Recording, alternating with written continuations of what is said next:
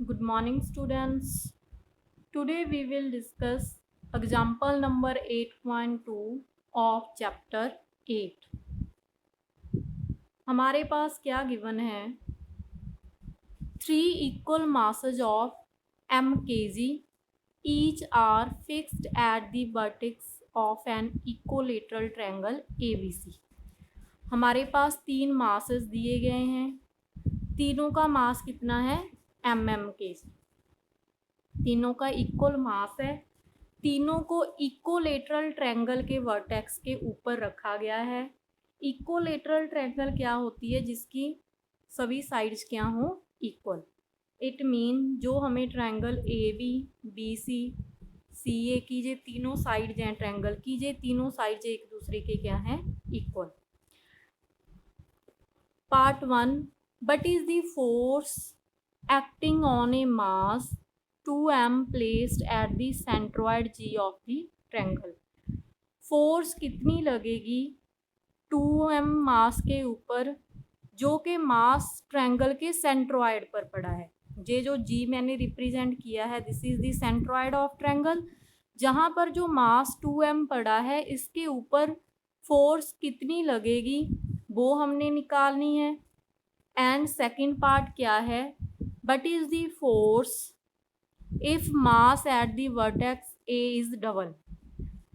तब फोर्स कितनी लगेगी अगर हम जो A पर मास पड़ा है m पड़ा था पहले उसको डबल कर दें. उसका डबल मीन उसको 2m कर दें. तब फोर्स की वैल्यू क्या होगी वो निकालनी है. और क्वेश्चन में हमें क्या गिवन है? AG J वाली side, BG J side and C G J वाली साइड. तीनों की लेंथ हमें कितनी दी गई है? 1 मीटर. जे डायग्राम हमें क्वेश्चन में गिवन है जिसमें इन्होंने इक्वलेटरल ट्रायंगल एबीसी ड्रा किया है. ए के ऊपर मास m पड़ा है, बी के ऊपर मास m है, सी पॉइंट के ऊपर भी मास m है, जी इसका सेंट्रोइड है जिसके ऊपर मास कितना पड़ा है? 2m. जो इसके ऊपर एरो लगे हुए हैं जे फोर्स को रिप्रेजेंट कर रहे हैं कि फोर्स कौन सी डायरेक्शन में लग रहा है. एंड बीजी के ऊपर जो फोर्स है वो डाउनवर्ड लग रही है. जीसी में जो फोर्स है वो जी से सी की तरफ लग रही है.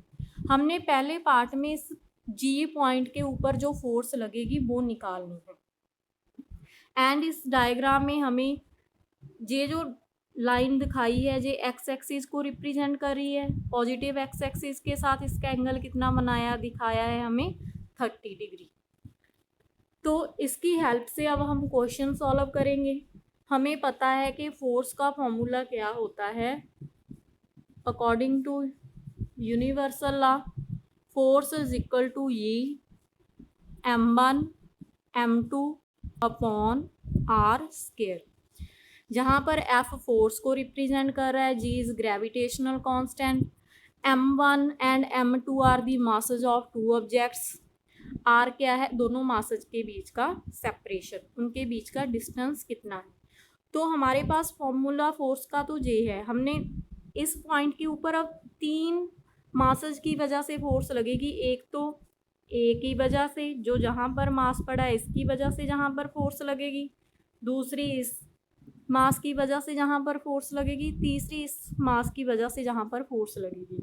हम इन तीनों फोर्सेस को निकालेंगे तो तीनों की वजह से टोटल फोर्स लगेगी. तो तीनों का टोटल यानी कि इनका रिजल्टेंट निकालेंगे, फिर इसकी वैल्यू सॉल्व हो जाएगी. तो इसके लिए हमने पहले फोर्स ए टू जी निकाली. ए टू जी मतलब ए से जी की तरफ जितनी भी फोर्स लग रही है. फोर्स का फॉर्मूला क्या होता है? जी दोनों मासेज. अब मासेज कौन कौन से हैं? जहाँ पर जे एम है, जी कितना है? 2m. तो मास कितना आ गया? m इंटू 2m अपॉन क्या होता है? Are square. आर मतलब दोनों के बीच का डिस्टेंस. अब जहाँ से जहाँ तक का डिस्टेंस कैसे डिनोट करेंगे? ए से लेकर जी तक, तो ए जी, क्योंकि सेपरेशन की स्क्वायर होता है तो हमने क्या लिख दिया? ए जी स्क्वायर. बच्चे इसमें पॉइंट ध्यान से नोट करने वाला क्या है, मैंने पीछे लिखा J cap in the vector form. J cap क्यों लिखा? क्योंकि जे फोर्स की डायरेक्शन देखो आप, जे फोर्स जी से ए की तरफ लग रही है अपवर्ड. हमने डायग्राम में इस साइड जे एक्स एक्सिस लिखा था, ऊपर की साइड क्या लिखा हुआ है? By axis.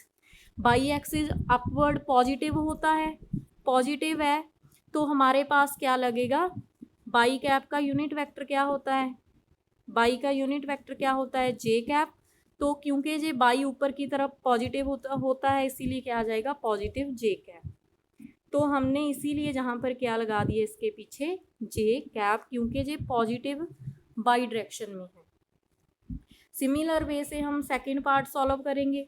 जो इस मास की वजह से जी के ऊपर फोर्स लग रही है इसको हमने लिख लिया बी जी। जी ग्रेविटेशनल कांस्टेंट। अब जहाँ पर मासेस कौन कौन से है, एम मास जे रहा, 2m जे रहा, m इंटू 2m दोनों मासेज लिख लिए। नीचे इनके बीच का सेपरेशन की स्केयर, सेपरेशन कितनी है, b से g, bg की स्केयर। अब पीछे बचे इसमें j कैसे लिखेंगे, अब इसके पीछे यूनिट वेक्टर कौन सा आएगा, देखो अब डायग्राम को अगर ध्यान से देखा जाए, अगर इस साइड एक्स एक्सिस है, अगर मैं इस लाइन को आगे बढ़ा दूं तो ये क्या आ जाएगा इस साइड, नेगेटिव एक्स एक्सिस। इसको देखो इधर, जहां पर एक्स एक्सिस, ट्रायंगल कौन सा है, ये इक्विलेटरल ट्रायंगल। इक्विलेटरल ट्रायंगल के एंगल जो हमें पता है कि कितने कितने के होते हैं, कोई भी ट्रायंगल है उसके तीनों एंगल्स का सम क्या होता है,